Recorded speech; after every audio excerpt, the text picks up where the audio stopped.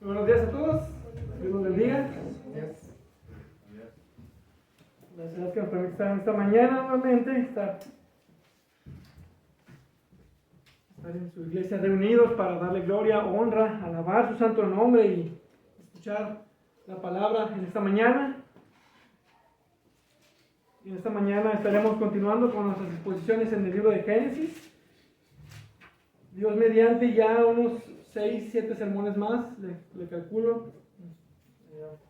Ya terminamos con el libro de Génesis. Estamos llegando a los últimos momentos, tanto de la vida de Jacob como de la vida de José. Génesis 47, en esta ocasión estaremos leyendo del versículo 28 al 31.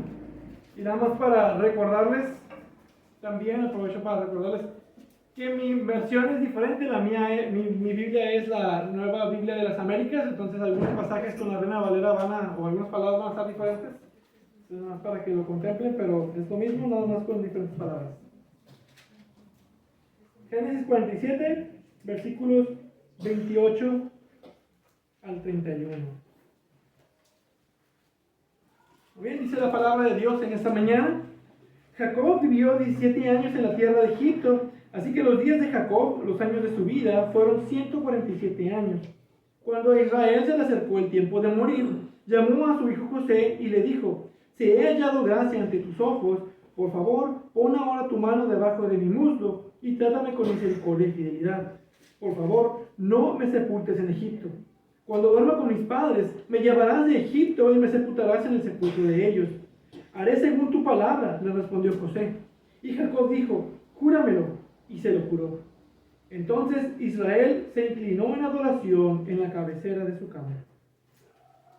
Padre Dios bendito, te damos toda gloria, toda honra, tú eres digno de recibirla, te adoramos. Y te damos gracias también por tu Espíritu Santo. Yo te pido que tu Espíritu Santo sea con cada mente, con cada corazón. Nos instruyes en esta mañana, nos ayudas a entender esta porción de las Escrituras y nos ayudes a ser verdaderos adoradores que adoran en espíritu y en verdad, porque tú eres digno de recibir toda adoración en todo momento de nuestras vidas.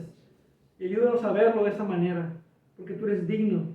Tú siempre has estado con nosotros y a ti damos toda gloria. ¿Y por qué no responder en simplemente gratitud y adoración? Porque tú eres digno de ello, Señor. Gracias te damos en esta mañana por tu presencia, por tu iglesia, y sé con nosotros. Oramos en el nombre de Cristo. Amén. Amén. La Biblia nos narra detalles cuando hay cosas importantes que quiere decirnos o quiere considerar. Y lo importante de este relato de la muerte de Jacob, comparado con las muertes de Abraham e Isaac, el contraste que tenemos es bastante llamativo. El relato de la muerte de Abraham es de solo 4 versículos en Génesis 25. Pero la muerte de Jacob se extiende por casi 4 capítulos, a partir de aquí del final del 47 hasta la primera parte del capítulo 50. Y una razón para esa diferencia es porque Jacob es el último patriarca. Su muerte marca una separación, marca el fin de la era patriarcal y un nuevo comienzo, el siguiente paso en la historia de la redención, que es la institución de la nación de Israel, donde vendría el Salvador del mundo. Pero la muerte de Jacob no era solo importante para la Biblia, para la historia de la redención en sí, pero también era importante para él. Él ha estado esperando la muerte ansiosamente y ha hablado en varias ocasiones de descender con dolor al Seol, desde hace 22 años con la pérdida de su hijo amado José. Pero ahora hay una gran diferencia. Ahora él no descenderá al Seol con dolor, sino que está preparado para enfrentar la muerte sin ningún pesar. Y esto lo vemos en cómo Jacob hizo preparaciones para su muerte. En primer lugar, él asegura su sepultura. Después bendecirá a los hijos de José. Y finalmente les dará una profecía a sus 12 hijos como una especie de bendición final. Entonces, Jacob ya está listo para morir y comienza con estas preparaciones. Y en esta porción, Jacob está preocupado por el lugar de su sepultura y el futuro de Israel. Y eso es lo que veremos en esta mañana. Jacob reconoce que se le acercó el tiempo de morir, hace las preparaciones para su sepultura, para el testimonio de su fe y para su descendencia después de él. Y al final de su vida vemos la adoración de Jacob. Y bien, este relato comienza con la cantidad de años que Jacob vivió en Egipto y lo largo que fue su vida, versículo 28. Jacob vivió 17 años en la tierra de Egipto, así que los días de Jacob, los años de su vida, fueron 147 años. Ahora es curioso que fueron exactamente 17 años. Y si recapitulamos, esa cantidad de años fue lo que vivió José con Jacob antes de que José se perdiera. Recordarán que José tenía 17 años cuando fue vendido a Egipto por sus hermanos. Y ahora Dios en su misericordia le está dando otros 17 años para vivir con él, para que se puedan disfrutar mutuamente. Uno pudiera pensar que esto es una coincidencia, pero no lo es. Es la bendición de Dios para su siervo Jacob. Le está dando tiempo en el que podrá disfrutar de su hijo amado José y ahora también de sus nietos. Recordaremos también la noticia de la muerte de José fue como la muerte para él. Y después con la noticia de que aún vive José fue como vida para Jacob. James Boyce comenta: en Egipto Jacob volvió a tener a José y la vida estaba completa. Estos han sido años hermosos en la vida de un hombre cuyos días han sido profundos y difíciles. Y nuevamente, estos han sido 17 años y esa simetría con los otros 17 años, cuando la Biblia hace esto, nos dice que esto no es accidental. Hay alguien, no solo que está escribiendo los sucesos de la historia, los sucesos de Génesis, pero que está escribiendo la historia en sí. Es una marca de la soberanía de Dios sobre la vida. Recordaremos que durante toda su vida Dios ha estado con Jacob y como soberanamente Él ha estado obrando en cada detalle de su vida. Cuando Jacob vio a Raquel por primera vez y se enamoró de ella, eso no fue coincidencia. Fue Dios obrando soberanamente el encuentro de su amada esposa. Después, como Labán engañó a Jacob cambiando su salario, pero Dios demostró en sueños cómo debía de poner las varas para sacar provecho de su salario, y Dios lo bendijo con más ganado. El sueño de la escalera. Y luego vemos cómo luchó contra Dios y prevaleció. Y podemos hacer un recuento de todos esos pasajes. Dios ha estado con Jacob. Soberanamente Él ha intervenido en su vida. Y mucha de la vida de José también podemos ver la soberanía de Dios. Dios en control de su esclavitud en Egipto y cómo Dios estaba con José y bendecía todo lo que él hacía hasta llegar a ser el gobernador de la nación de Egipto. Luego también con los sueños de Faraón y sus interpretaciones. Todo bajo el plan soberano de Dios. De hecho, llegando al final de Génesis, 3 cosas podemos decir que resaltan en el libro de Génesis. En primer lugar, la soberanía de Dios. Después, la fidelidad de Dios en sus promesas y sus pactos. Y en tercer lugar, el cuidado de Dios para su pueblo. Entonces podemos ver que esto no es una coincidencia. No son hechos accidentales. Dios está soberanamente bendiciendo a su siervo. Y Dios es soberano sobre nuestras pruebas, pero también Dios es soberano sobre nuestras bendiciones. Y esto es un recordatorio de la bondad de nuestro Dios. Y al final ya de su larga vida, de 147 años de su peregrinaje, Dios soberanamente arregló un periodo de bendición especial para su siervo Jacob. Podemos pensar en Salmos 37:4. Pon tu delicia en el Señor y Él te concederá y te dará todas las peticiones de tu corazón. Y esto era el anhelo más grande de Jacob, el poder ver a su hijo, pero después ahora también pasar tiempo con él. Entonces también debe de recordarnos de estar siempre agradecidos con Dios por el tiempo que nos permite estar con nuestros seres queridos. No sabemos cuándo nos llegará nuestro tiempo o el tiempo de algún ser querido. No sabemos cuándo dejaremos de ver a las personas. Por lo tanto, aprovechemos cada momento y estemos siempre agradecidos por las bendiciones y los momentos que tenemos con nuestros seres queridos. Pero el tiempo nos llega a todos eventualmente. Y a pesar de su larga vida de 147 años, el tiempo llegó en el que Jacob tenía que morir. Versículo 29. Cuando a Israel se le acercó el tiempo de morir, esto nos dice que como a todos los hombres, nos llegará nuestro tiempo de morir. Y este es un hombre que ha tenido la bendición especial de Dios. Es el patriarca de la nación de Israel. Y sin embargo, él aún debía morir. Hebreos 9:27 lo dejan claro. Y así como está decretado que los hombres mueran una sola vez y después de esto, el juicio. Jacob tenía que morir. Todos los seres humanos, el 100% de los seres humanos tenemos que morir. Y nosotros tendremos que morir. Y todos y cada uno tenemos que reconocer que nuestro tiempo en esta vida eventualmente se terminará.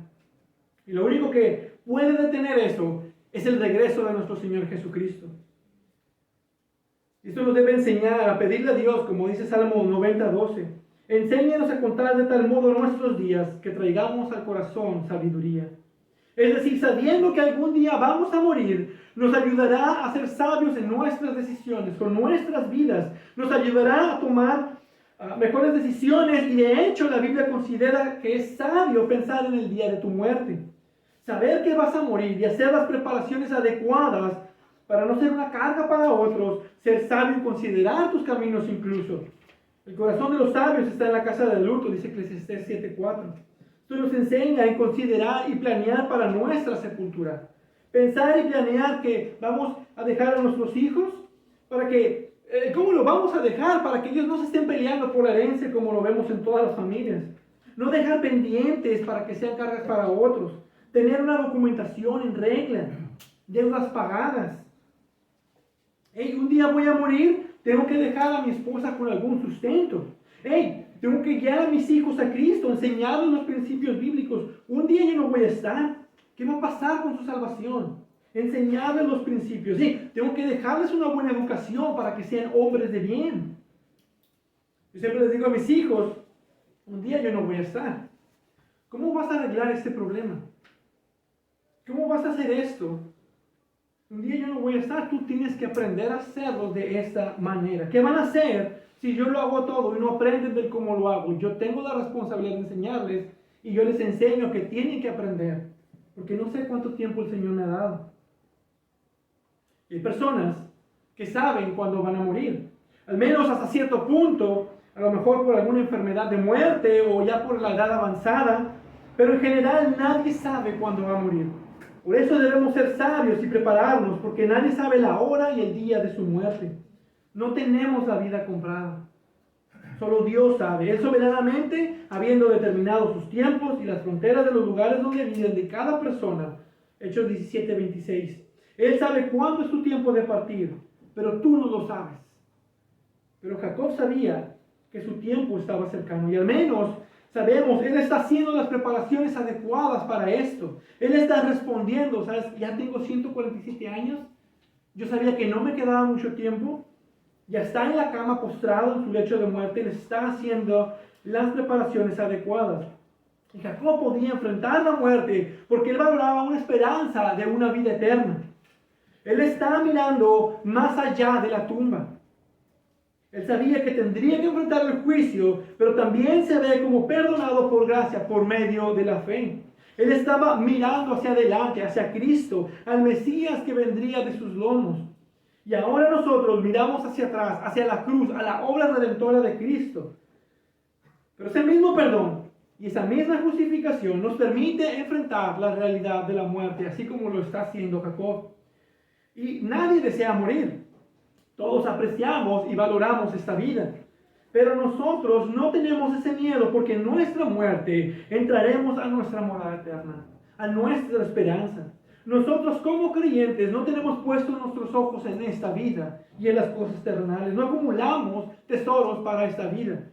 Nuestros tesoros están en el cielo y nuestra mirada está en la ciudad que tiene cimientos, cuyo arquitecto y constructor es Dios. Y ahí podemos ver lo necio de posponer a Dios. Y si tú estás hoy sin Dios, no pienses, mañana lo hago, mañana me arrepiento, otro día me entrego a Cristo. No sabes si tendrás ese tiempo.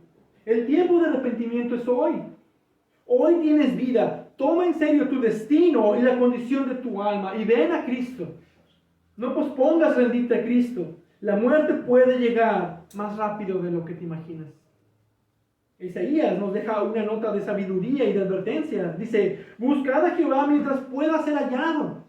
Llamadle entre tanto que está cerca.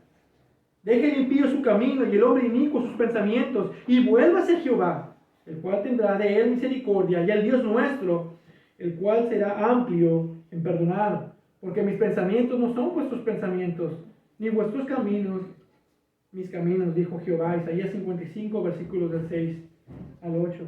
Solo Dios sabe hasta cuándo hemos de llegar. No dejemos para mañana lo que podemos hacer hoy. Creer en Jesucristo y arrepentirnos de nuestro pecado. Y bien, Jacob estaba en paz con su muerte, que estaba cada día más cercana. Y él fue sabio, no solo en enfrentar la muerte, pero también en prepararse para ello. Y es lo que vemos en este pasaje. Él comienza a hacer arreglos.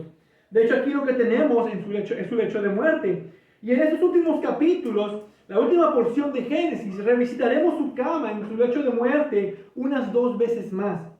En el capítulo 48, José traerá a sus 2 hijos a la cama de Jacob para recibir una bendición especial.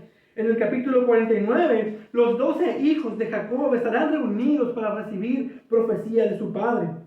Pero aquí al final de Génesis 47 tenemos una reunión privada entre Jacob y José, en los cuales algunos arreglos esenciales deben hacerse para su sepultura, versículo 29.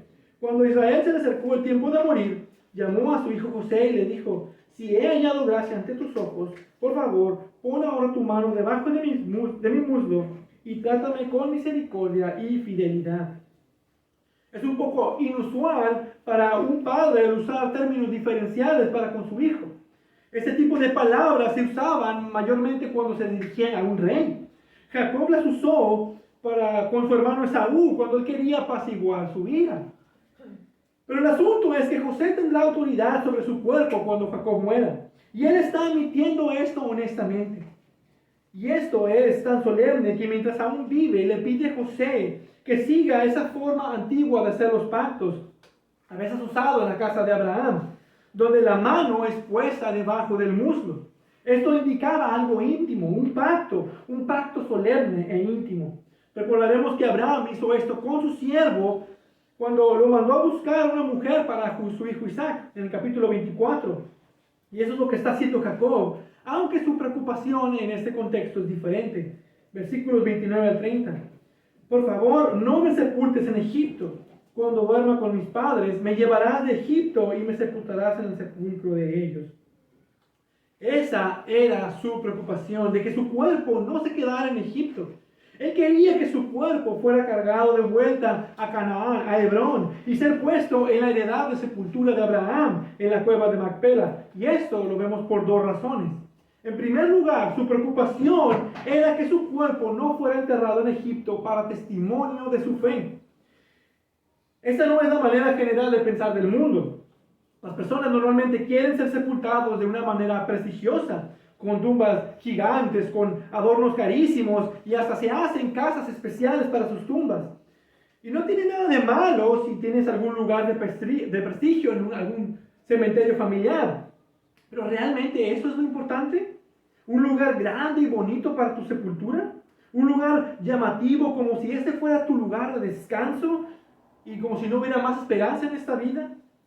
Incluso muchos lo hacen para dejar testimonio de que fueron personas de éxito, personas importantes, de renombre. Y vemos las lápidas con estatuas gigantes. O incluso ves ataúdes de oro como los faraones lo hacían. Y ellos creían que así el cuerpo permanecería para siempre con sus tesoros y los encontraban, esos ataúdes, con tesoros y con oro y muchos bienes. Pero no Jacob. Él no tenía esa preocupación terrenal. Por un lado tenía la preocupación de ser identificado como egipcio, dejar testimonio como si él hubiera llegado a ser como uno de ellos. Imagínense la historia, cómo hubiese sido. José es el gobernador de Egipto. Su padre, el patriarca Israel, quien vivió y murió como un egipcio. Eso no es lo que quería que fuera recordado de él. Él quería atestiguar con su muerte que su esperanza no estaba en las cosas de este mundo, no en las cosas perecederas o las riquezas y el poder de Egipto. No, él no tenía su vista puesta en esas cosas. Para Jacob, Egipto fue para su familia lo que el arca fue para Noé. ¿Se me repite eso? Para Jacob, Egipto fue para su familia lo que el arca fue para Noé. Un lugar de seguridad y protección divina. Un refugio temporal del desastre exterior. Entonces él no quiere ser sepultado en Egipto, que simboliza el mundo, su poder y su gloria.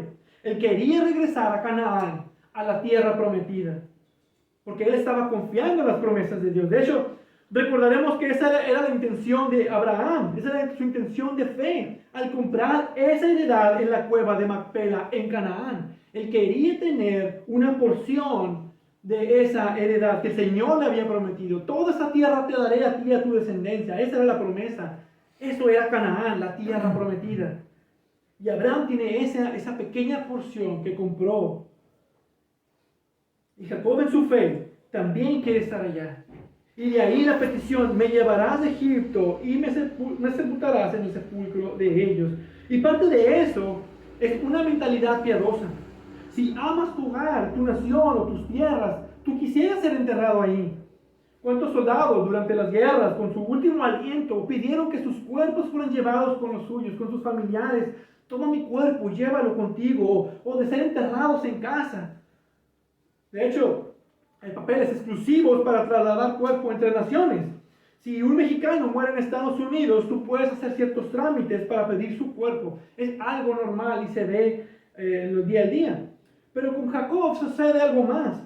La petición de ser enterrado con su padre es una declaración de su fe en el Señor y de la vida eterna que Él ha prometido. Ahí es donde son enterrados todos los patriarcas. Ahí están puestos mis ojos en la fe y en la vida eterna.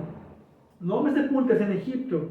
Cuando duerma con mis padres, me llevarás de Egipto y me sepultarás en el sepulcro de ellos. Esa era su petición. Y con esto, el último patriarca nos recuerda que debemos estar preparados para el día de nuestra muerte y debemos vivir el tiempo que nos quede en fe en las promesas de Dios, porque Él va a ser fiel a sus promesas y a su pacto, con la esperanza de la vida eterna. Comenté al principio que la muerte de Abraham está descrita en solo 4 versículos, y uno de ellos tiene una hermosa declaración que es la misma declaración que tenemos en la muerte de Isaac. Y será verdad también con la muerte de Jacob. Y nos dice que expiró y fue reunido a su pueblo. Y él quiere dejar ese mismo testimonio. Jacob quiere que vean su testimonio de fe. De cuál era su fe, con quién se asociaba. Porque cuando muera mi alma será reunido con el pueblo de Dios. Ese era su pensar. Él estará en la compañía de su abuelo Abraham, de su padre Isaac y de Seth y de Noé y Adán. Todos ellos estarán ahí, todo el pueblo de Dios. Yo imagino que todos tenemos algún héroe de la fe que quisiéramos conocer cuando estemos en el cielo. José, quien es una sombra de Jesús, sería una excelente persona de llegar a conocer. Un hombre de gran fe, de buen testimonio, piadoso, siervo de Dios. Y vamos a conocer a estas personas un día. Será una reunión de gran gozo, donde todo el pueblo de Dios, los redimidos de Jehová, entrarán a Sión cantando, y gozo perpetuo habrá sobre sus cabezas. Todo cristiano debería morir con este deseo y esta esperanza. Hebreos 12 nos describe esta hermosa esperanza de esta manera. Ustedes, en cambio, se han acercado al monte Sión, a la ciudad del Dios vivo, la Jerusalén celestial, a miradas de ángeles, a la asamblea general e iglesia de los primogénitos que están inscritos en los cielos, y a Dios, el juez de todos, y a los espíritus de los justos hechos ya perfectos, y a Jesús, el mediador del nuevo pacto. ¡Qué gran esperanza para todos los que han confesado sus pecados y han reconocido a Cristo como su Salvador! Aquellos que han lavado sus ropas en la sangre del Cordero. ¿Y qué paz es para los que dejamos atrás? Mirar nuestra vida de fe y aún en nuestra muerte, y que ellos tengan la paz de saber que nos volveremos a ver un día. Solo por medio de Jesús, quien es el camino, es la verdad y la vida. Él es la resurrección, y saber que en Él su pueblo será reunido. Ahora, en segundo lugar, Jacob quería dar testimonio de fe a su descendencia con este arreglo de sepultura. Y lo interesante de esto es que para asegurarse, él pone a José bajo un pacto, versículo 30. Haré según tu palabra, le respondió José. Y Jacob dijo, júramelo. Y se lo juró. ¿Por qué haría eso? Pudiéramos pensar porque no estaba seguro de que José lo fuera a hacer, o a lo mejor no confiaba en José. No, nada de eso. Él no estaba haciendo esto por José, él no lo hace por la desconfianza de José. Verán, este pasaje este viaje que él tenía que hacer para llevar su cuerpo iba a ser un viaje largo, iba a ser un viaje costoso. Sería una gran operación mover a mucha gente fuera de Egipto y regresar. Ellos tenían que llevar carros. Mucha gente muy probablemente los iba a seguir. Egipto podía quedar un poco desprovisto. Y probablemente Faraón no quisiera permitir esto, o sería algo no agradable para los egipcios, y muy probablemente se hubieran opuesto a esto. Entonces Jacob, planeando esto, y para que José tuviera más libertad de solicitar, y le fuera más fácil conseguir el favor del rey, Jacob lo ata con un juramento. Entonces no es que José no fuera a cumplir, sino que le está ayudando a que le sea más fácil a él hacer esta tarea, atándolo con un juramento. Entonces, este deseo de Jacob en su muerte no era solo para dar testimonio de fe, pero también para dejar un legado a su descendencia. Ellos estarán 400 años en Egipto. Y José ha acomodado a Israel en la tierra de Gosén para no ser contaminados ni asimilados por esta nación pagana de Egipto. Pero mucho puede pasar en 400 años. Y Jacob quiere, por medio de su entierro, recordarles dónde están las promesas de Dios. Él quería que guardaran en su corazón el alto llamado para el pueblo de Israel. Jacob realmente no quería que su familia olvidara que realmente ellos no pertenecían a Egipto, sino que recordaran y mantuvieran presentes las promesas de Dios. Y nada mejor que llevarlos a la tierra prometida, el cementerio familiar, para recordarles lo que es verdaderamente importante. Mientras consideramos la vida que Jacob sabía estaba llegando a su fin, recordaremos que él no siempre vivió tan bien. Hubo momentos donde él no vivió de acuerdo a su fe, donde tuvo problemas, pasó por muchas situaciones, hubo muchos altibajos. A veces era Israel y él a veces era Jacob. Pero podemos ver ahora, el fin de su vida, que murió excepcionalmente bien. Y eso debería suceder con nosotros. Mientras vamos creciendo en santidad, podemos volver 10 años atrás en nuestro caminar, en nuestra vida, y ver nuestros pecados y nuestros errores y cómo hemos actuado. Pero esta es la buena noticia. Aún estás vivo. Sigues creciendo en la fe. Es tu mejor oportunidad para arrepentirte y seguir creciendo en la fe. De vivir para el Señor y dejarles a los de atrás una fe marcada. Dejar nuestra fe a las siguientes generaciones. Deberíamos morir como Sansón, y no igualito, pero a esto me refiero. Cuando murió Sansón, lo último que pudo hacer por la gracia de Dios fue derribar los pilares del templo de los filisteos, derribando el templo encima de él. Jueces 16:30 dice, así que los que mató al morir fueron más que los que había matado durante su vida. Que esto sea verdad de nuestro testimonio, pero en lugar de muerte, para vida. Así que su testimonio al morir fue mayor que el testimonio durante su vida. Qué bonito pensamiento la muerte de un santo de esta manera. Podemos pensar a lo mejor en la muerte de Jim Elliot o de otros misioneros, que su muerte llevó más gente a Cristo. Saber que su muerte no fue en vano, sino que fue usada para la gloria de Dios y la conversión de muchas personas. Que nuestra muerte pueda ser así e inspirar a otros a la fe. Ahora, esto da oportunidad para tocar el tema del cuerpo. Muchos dicen que cuando alguien muere, ese cuerpo ya no es la persona, que su alma ya partió. Pero esto no es del todo cierto, porque el cuerpo aún es la persona. Entonces, aunque sea solo el cuerpo, parte de esa persona está allí. Verán, como seres humanos, nosotros no somos un alma que tiene un cuerpo. Ese no es un pensamiento bíblico. Dietrich Bonhoeffer lo pone así: el hombre no tiene un cuerpo, el hombre no tiene un alma, el hombre es cuerpo y alma. Y claro que mientras el alma está en el cielo, el cuerpo sigue siendo la persona en su forma humana. Como hechos de imagen de Dios, somos tanto cuerpo como alma. Y esta es una razón más de por qué el cristianismo es tan diferente del paganismo. Dicen ellos, no importa cómo uses tu cuerpo, lo importante es cómo cuides tu alma. Pero no, eso está mal. Tu cuerpo fue hecho por Dios, redimido por Cristo, le pertenece a Él. Debemos honrar a Dios con nuestros cuerpos, y dice la Escritura que nuestros cuerpos son templo del Espíritu Santo. Debemos cuidarlos y honrar a Dios con nuestros cuerpos. Y verán, en la resurrección de los muertos, será nuestro cuerpo el que habitemos nuevamente. Seguiremos siendo nosotros con nuestro mismo cuerpo, pero serán cuerpos glorificados para siempre.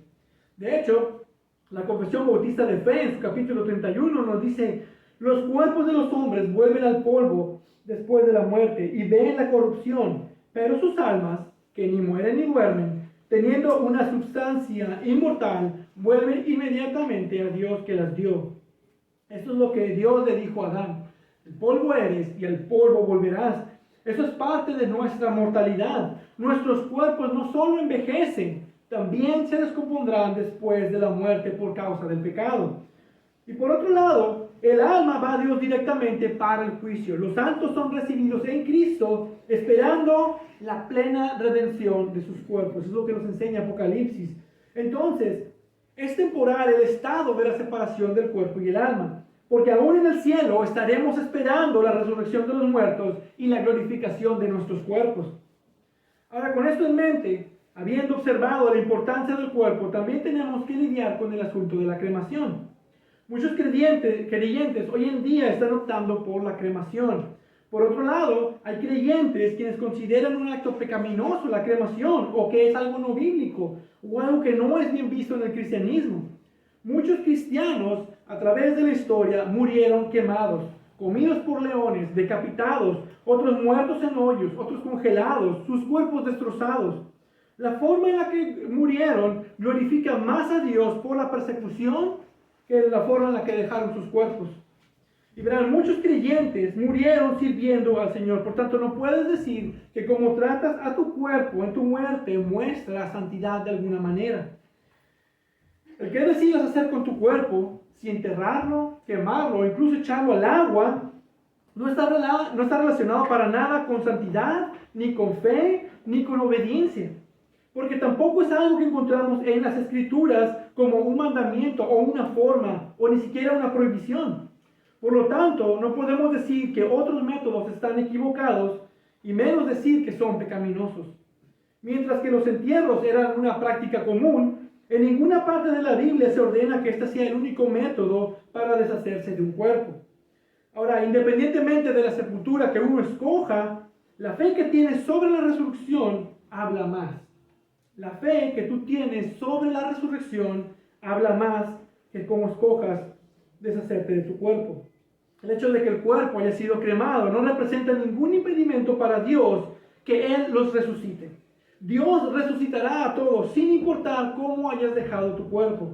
Los cuerpos de los cristianos, de hecho, que murieron hace miles de años, ya son totalmente polvo, tal como Dios le dijo a Adán. Somos polvo y al polvo volveremos. El cuerpo se va a descomponer. Esto de ninguna manera evitará que Dios pueda resucitar sus cuerpos. Y si tú decides que tu cuerpo sea cremado, Dios lo volverá a formar de la nada y será algo impresionante. ¿Saben qué me recuerda cuando imagino a los creyentes que ahorita son polvo? ¿Cómo será su resurrección? Ezequiel 37 y el valle de los huesos secos. Cómo se va formando los huesos, cómo el polvo se va reuniendo y los tejidos se van formando. Eso va a ser impresionante de ver. El poder creador de Dios en la resurrección de los muertos. Y Él va a tomar nuestros cuerpos y los va a volver a formar y los va a glorificar, los va a hacer perfectos. Y nuestras almas habitarán esos cuerpos nuevamente. Si realmente fuera mal visto bíblicamente no enterrar tu cuerpo, si realmente importara el estado de tu cuerpo, lo que tendrían que hacer es embalsar los cuerpos y tratarlos como los paganos egipcios los trataban. Sus cuerpos, después de miles de años, están en muy buen estado. Se descomponen muy lentamente por todo el proceso de separación. Eso es lo que tendrían que hacer. Entonces, si van a decir que el entierro es la única opción, tendríamos que ver a esos hermanos momificados. Ahora, tomen en cuenta que no todos son ricos. Y una cremación es muchísimo más barata que un entierro normal. ¿Por qué obligar a creyentes a ser enterrados cuando no pueden pagar por algo más? Imponiendo cargas que Cristo no ha impuesto. Nosotros confiamos en que Dios hará en la resurrección lo que Él tiene que hacer. Le dejamos a Él la física de ese glorioso evento. El cómo los átomos se van a unir, o el cómo Él va a tomar las moléculas de nuestro cuerpo de todas las partes donde estén regados, no lo sabemos. La física le pertenece a Él, pero Él lo hará. Así que la opción que tú decidas al final para deshacerte de tu cuerpo es válida, mientras dejes tus asuntos bien arreglados. Y ese es el consejo que tenemos de Jacob. Prepararnos para nuestra muerte y para nuestros funerales, para poder dar testimonio de la fe que hubo en nosotros y dejar testimonio a las siguientes generaciones. Una de ellas, si sabes que vas a morir pronto, sería llamar a tus hijos, darles una bendición, juntar a tu familia y darles palabras de bendición y de aliento a cada uno. A lo mejor sanar heridas que no han sanado, pedir perdón por ofensas que no han sido perdonadas, pagar deudas que no han sido pagadas, dejar todo en orden. Y que Dios sea glorificado también en nuestra muerte. Concluyo con este versículo 31. Entonces Israel se inclinó en adoración en la cabecera de la cama. Después de lograr el juramento de José y quedar satisfecho con que las cosas se harán conforme a él está pidiendo, Israel se inclinó a adorar. Habiendo hecho estos arreglos, él está adorando a Dios. Y es interesante que el Nuevo Testamento nos trae a mente este mismo evento y dice algo un poco distinto. Hebreos 11:21. Hebreos 11:21 dice: por la fe en Jacob, al morir, bendijo a cada uno de los hijos de José y adoró, apoyándose sobre el extremo de su bastón. Ahora, ¿dónde fue? ¿En el extremo de su bastón o en la cabecera de su cama? La palabra hebrea para cama es mita. La palabra hebrea para bastón es meta. Entonces suenan igual, pero tienen distintos significados. Y esto ha sido un punto de debate entre eruditos. E independientemente de los argumentos y lo que digan los estudiosos, y como anteriormente lo he mencionado, no hay mejor intérprete del Antiguo Testamento que el Nuevo Testamento. Cuando el Nuevo Testamento se refiere a un pasaje del Antiguo Testamento, ahí tiene su interpretación. Lo mismo pasa con asuntos de traducción. Mejor es ir con el Nuevo Testamento, que fue inspirado por el mismo Espíritu Santo. De hecho, la Septuaginta, que es la traducción del griego del Antiguo Testamento, usa la misma palabra que es usada en el Nuevo Testamento, y es la palabra griega rabdos, que significa vara, bastón o cetro. El punto aquí es que no solo hizo preparativos como testimonio de su fe y dejar un legado a su descendencia, pero habiendo hecho eso, con su corazón agradecido por esta larga vida, se volteó al Señor en adoración. Y así debe de ser nuestro testimonio delante de los hombres, ser agradecidos con el Señor y sus bondades y responderle en adoración. Y así lo vemos en los últimos momentos de la vida de Jacob, en los momentos de su muerte. Y es interesante que en el pasillo de los héroes de la fe, en Hebreos 11, que teniendo toda la vida de Jacob, todos esos buenos momentos en la vida de Jacob, de su fe, el sueño en la escalera, cuando peleó con Dios, toda la vida de Jacob, de hecho podemos decir casi la mitad de Génesis, y tenemos todos esos relatos de su vida. Y el autor de Hebreos, inspirado por el Espíritu Santo, resume la vida de fe de Jacob con esto. Al morir, bendijo a cada uno de los hijos de José y adoró, apoyándose sobre el extremo de su bastón. Un solo momento marcado como su momento más grande de fe, y es este. De hecho, seguido volveremos atrás a nuestras vidas y recordaremos nuestros pecados y queremos hacer ciertas cosas. ¿Por qué tomé ciertas decisiones? ¿Por qué hice esto? Pero no se puede. El hubiera no existe, como dicen. pero enfocarnos en el futuro, en seguir creciendo en la gracia, para tener momentos de fe que puedan dejarse como testimonios y orar: Señor, quiero glorificarte en mi muerte.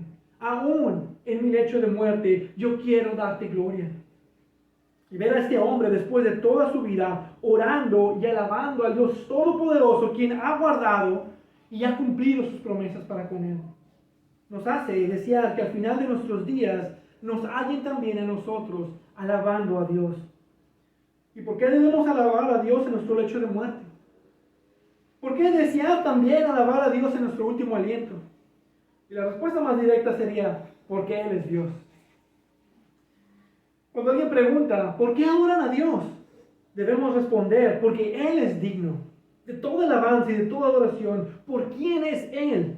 Cada atributo de su ser es de excelencia y debe de ser alabado. Por su amor, por su misericordia, por su justicia. Él es digno de ser alabado. Y alabarlo en tu lecho de muerte da gloria a Dios. Y Él es digno de recibir toda adoración en todo momento de nuestras vidas. Es una razón por la cual debemos adorar a Dios. Pero otra razón de alabar a Dios en tu lecho de muerte es por la maravillosa obra de Cristo. El voltear atrás en nuestra vida y ver todo lo que ha sido perdonado. Toda nuestra vida redimida por la sangre de Cristo. Todo lo que pudo haber sido y no fue por la obra de Cristo. Es dar gloria a Dios. Para dar gloria a Dios el Padre, a Dios el Hijo y a Dios el Espíritu Santo. Por la obra de su gracia redentora en nuestras vidas. Y eso lo podemos hacer cantando de su sublime gracia, de su obra de redención, de ser de testimonio para el Evangelio, de cómo éramos antes sin Cristo y cómo terminamos nuestra carrera en Cristo. Otra razón para adorar a Dios en el lecho de muerte es porque Dios está contigo. Salmo 23 dice: aunque pase por el valle de sombra de muerte, no temeré mal alguno, porque tú estás conmigo. Jesús nos dice en Mateo 28:20: yo estoy con ustedes todos los días hasta el fin del mundo. Esto es aún en el momento de nuestra muerte. Dios está con nosotros. Aún en la muerte, Él no nos dejará ir. Él nos está tomando de la mano. Él está con nosotros. Y aún otra grandiosa razón para adorar el final de nuestros días es por lo que Dios hará por medio de nuestra muerte. Nuestra perfección y recibimiento en la morada eterna con nuestro Señor. Como Abraham, Isaac y Jacob, nosotros también seremos reunidos con nuestro pueblo. Y qué significativo es que Jacob terminó su vida en adoración y lo hizo con su bastón en su mano, como su única posesión. El bastón era el símbolo de un peregrino, de un viajero, alguien que no pertenecía en un lugar. Y todo lo que tiene es ese bastón y se agacha sobre ese bastón que le ha servido en su largo viaje, en su largo peregrinaje. Él se inclina con este bastón en adoración al final de su viaje de fe hacia la gloria eterna que le espera. Y cuando a nosotros nos toque el tiempo de partir de este mundo, nosotros también tendremos en nuestra mano nuestro bastón. Nuestro emblema de peregrinos por el desierto de este mundo, como lo describe John Bunyan. Nuestro apoyo que nos acompañó por todo el viaje. Y al final de nuestra peregrinación, seamos encontrados también como Jacob, adorando a Dios y dando gracias sobre nuestro bastón, por el peregrinaje en el cual Él estuvo con nosotros, en el cual Él nos llevó, Él nos rescató, porque Él nos ha guardado en Cristo, y en Cristo ha cumplido todas sus promesas, porque en Cristo fuimos redimidos y seremos recibidos arriba en gloria. Amén. Padre Dios bendito, gracias por tu Hijo Jesucristo y por la obra que ha hecho en nosotros y porque tenemos la esperanza de vida eterna. Nuestra mirada no está en las cosas terrenales, sino en las cosas de arriba, en la morada que Cristo está preparando para cada uno de nosotros. Porque habitaremos contigo para siempre en nuestros cuerpos resucitados. Nuestra esperanza no está en lo que pase aquí. Aquí va a haber tentaciones y conflictos y tribulaciones y pruebas y dificultades. Pero nuestra vista está puesta en la ciudad celestial, en nuestra eternidad contigo, donde habitaremos por siempre, donde seremos pastoreados por el pastor. Y Él nos llevará por pastos delicados, por aguas de reposo. Él nos llevará de la mano y estaremos contigo en el redil para siempre. Y el gran pastor nos pastoreará y nos dará vida eterna. Señor, es hermoso simplemente el considerar la ciudad celestial, cómo será, el agua de vida, los arroyos que están en la ciudad celestial, el árbol de vida, tu trono, las murallas de la ciudad, las 12 puertas. Pensar en cómo Apocalipsis nos describe y simplemente el considerar que estaremos ahí con todos los redimidos, cantando y dando alabanzas. Y lo que hacemos en esta vida es practicar eso.